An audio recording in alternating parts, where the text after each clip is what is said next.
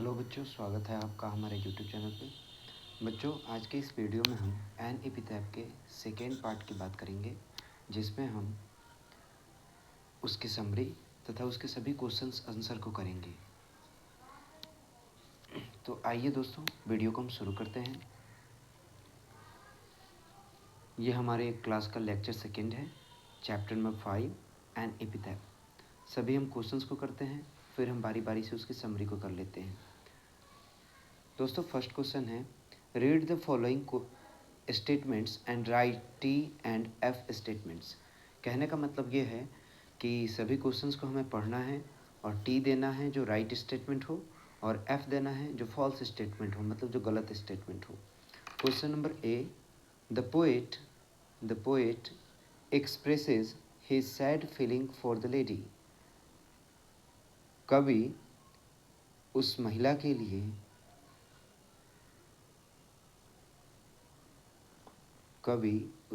के लिए उदासी जैसा मन प्रतीत करते हैं। तो ये क्या है? ट्रू है। हाँ, वो करते थे। The lady, question number B, the lady belongs to the north country. नहीं, ये फॉल्स स्टेटमेंट है, चूँकि वो लेडी जो थी वो वेस्ट कंट्री से बिलोंग करती थी। Question number C, the poet consider her the most beautiful lady. कवि उस महिला को ऐसा कंसीडर करते थे कि वो सबसे सुंदर महिला है। तो ये ट्रू बात है। उनका ये मानना था कि उसके अलावा और कोई भी ऐसी महिला ना थी जो उससे ज़्यादा सुंदर हो। Question number D, beauty remains for ever, मतलब सुंदरता हमेशा बना रहता है। इफ़ वी, यदि हम, take care proper care for it, यदि हम उसे सही से देखभाल करें तो। नहीं, ये बिल्कुल गलत बात है। सुंदरता जो है धीरे धीरे समय के साथ आपका एज जब बढ़ते जाता है तो ये घटता चला जाता है। Question number A, there are other persons who know the lady. वहाँ कोई ऐसे भी लोग थे जो कवि के अलावा उस महिला को जानते थे। तो नहीं, ये फॉल्स है, क्योंकि उस महिला के बारे में अगर कोई अच्छे से जानता था तो वो केवल कवि थे। अब क्वेश्चन नंबर एफ है, the poet feels that after his death. कवि को ऐसा प्रतीत होता है कि आफ्टर हिज डेथ, उसके मरने के बाद, नो बडी विल रिमेंबर हर, कि उसके मरने के बाद उस महिला को कोई भी याद नहीं करेगा। तो ये बिल्कुल सही बात है। कवि यही बोल रहे थे लास्ट लाइन में कि यदि वो मर जाएंगे तो फिर उसे याद करने वाला कोई नहीं रहेगा। तो इसीलिए ये ट्रू है। अब दोस्तों, हम इसकी समरी को देखते हैं। समरी जो आपके बिहार बोर्ड में 5 नंबर का पूछा जाता है, एक तो पोएट्री सेक्शन से होता है, दूसरा प्रोज सेक्शन से होता है। तो आइए हम इसकी समरी को देखते हैं। An epithet is a beautiful short poem. An epithet एक सुंदर और संक्षिप्त कविता है। Is written by Walter de la Mare, जिसे वाटर डी ला मेयर के द्वारा लिखा गया है। इन दिस पोएम, इस कविता में, द पोएट, कवि, टेल्स अबाउट अ लेडी, इस कविता में कवि एक महिला की बात करते हैं, who lies in the Tom, जो कब्र में लेटी है। लाइज का मतलब होता है लेटना, इन मतलब में, टॉम मतलब कब्र। She was the most beautiful, वह बहुत ही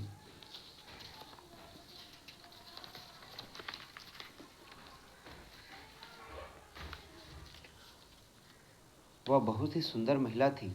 that was ever born in the west country, मतलब कि जितनी भी महिलाएं जो वेस्ट कंट्री में जन्मी थी, उनमें वो जो महिला थी वो सबसे सुंदर थी।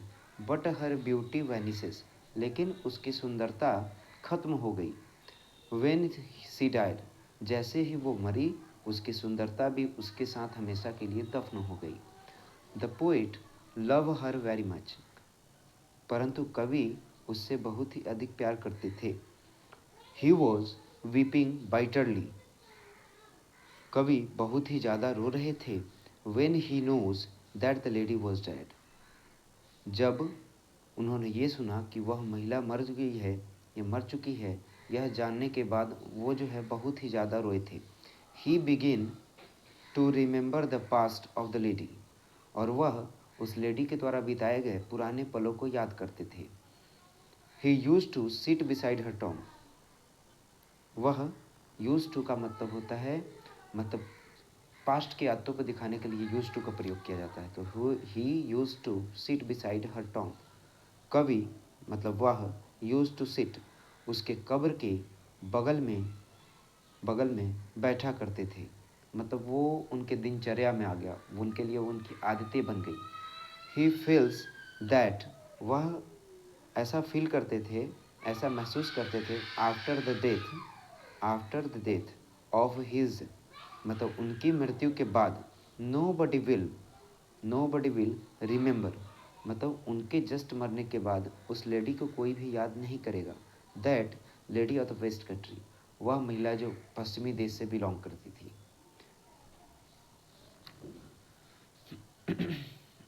अब दोस्तों,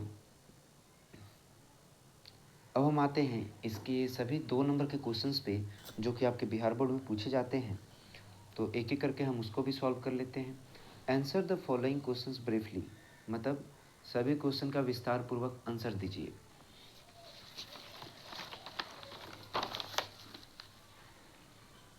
question number 1, where does the lady lie, तो आपको तो स्पष्ट रूप से पता होगा कि the lady lies in her grave, मतलब वह महिला अपने कब्र में लेटी थी। वह महिला कहाँ लेटी थी? कब्र में।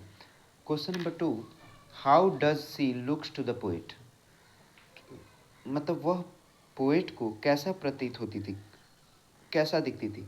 तो मैंने बार बार बताया है कि कवि को ऐसा प्रतीत होता था कि वह जो महिला है वो वेस्ट कंट्री की सबसे सुंदर महिला है, उससे सुंदर उस वेस्ट कंट्री में आज तक किसी ने भी जन्म नहीं लिया। She looks to the poet, मतलब वह कवि को दिखती थी in the most beautiful lady, मतलब बहुत ही सुंदर महिला, that was ever lived in the west country, मतलब पश्चिमी देश की वो सबसे सुंदर महिला कवि को प्रतीत होती थी। Question number 3, was she a kind and considerate lady, क्या वो एक काइंड तथा कंसिडरेट लेडी थी? तो इसका आंसर है सी वॉज अ लाइट हार्टेड, मतलब कि वह जो महिला थी वो काफ़ी दिलफेक थी। सो मे बी, तो हो सकता है, सी वॉज, कि वह काइंड एंड कंसिडरेट लेडी, कि वह काइंड तथा कंसिडरेट लेडी हो, मतलब कभी भी ऐसा बोल रहे हैं कि वह जो थी काफ़ी दिलफेक थी और हमेशा खुश रहती थी, तो इसीलिए हम ऐसा कंसीडर कर सकते हैं कि वो जो है काइंड के साथ साथ कंसिडरेट भी हो सकती है। अब question number 4, what does the poet think about the beauty, मतलब कवि सुंदरता को लेके क्या सोचते हैं? इसका आंसर है दोस्तों, द पोएट थिंक्स दैट, कवि सोचते हैं कि the beauty is soon gone, कि सुंदरता जल्द ही खत्म हो जाती है। It is not ever lasting, और यह हमेशा के लिए बना नहीं रहता है। Ever the rarest beauty must Paris, एक न एक दिन सुंदरता को खत्म हो ही जाना है। पेरिस का मतलब होता है खत्म हो जाना, तो ज़रूर है ये है कि सुंदरता एक न एक दिन हमेशा के लिए दफन हो जाती है, मतलब इंसान जैसे मरता है तो उसकी सुंदरता भी उसके साथ खत्म हो जाती है। अब क्वेश्चन नंबर 5, और ये हमारे क्लास का लास्ट क्वेश्चन होगा और इसी के साथ ये चैप्टर भी एंड हो जाएगा।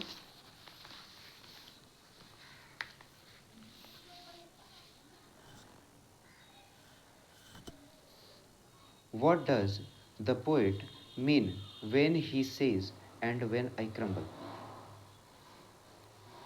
कवि क्या कहते हैं कि और जब भी मैं मर जाऊंगा, और जब मैं भी मर जाऊंगा, कवि क्या कहना चाहते हैं, उनके कहने का मतलब क्या है? एंड व्हेन आई क्रम्बल, और जब मैं भी मर जाऊंगा, तो इसका आंसर है, तो इसका मैंने आपको हिंदी भी बता दिया था लेक्चर 1 में कि जब कवि लास्ट लाइन में उन्होंने यही बोला था कि जब मैं भी मर जाऊंगा तो उसकी सुंदरता का बखान करने वाला कोई ना होगा, अर्थात उसकी सुंदरता हमेशा के लिए पृथ्वी के अंदर दफन होकर रह जाएगी। तो इसको हम क्वेश्चन में कैसे लिखेंगे, आंसर में, द पोएट मीन्स टू से, कवि कहना चाहते हैं कि वेन ही इज़ डेड, कि जब वह मर जाएंगे, सी इज़ नो मोर, मतलब वह भी उन्हीं के साथ हमेशा के लिए दफन हो जाएगी। दैट मीन्स, कहने का मतलब यह है कि नो बडी विल रिमेंबर, मतलब नो बडी, कोई भी, विल रिमेंबर, उसे याद नहीं करेगा, the lady of the west country, मतलब जैसे ही कवि मरेंगे तो उसके साथ ही उसकी सुंदरता भी हमेशा के लिए दफन हो जाएगी और उस लेडी को कोई भी याद नहीं करेगा जो पश्चिमी देश से बिलोंग करती थी। तो दोस्तों आशा करते हैं आज की वीडियो आपको अच्छी लगी होगी। यदि वीडियो अच्छी लगी हो तो चैनल को लाइक, सब्सक्राइब और शेयर करना ना भूलें। मिलते हैं नेक्स्ट वीडियो में। दोस्तों इससे जो लेक्चर 3 आएगा, तो लेक्चर 3 में हम चैप्टर नंबर जो नेक्स्ट स्टार्ट करेंगे उसका नाम द सोल्जर होगा। धन्यवाद।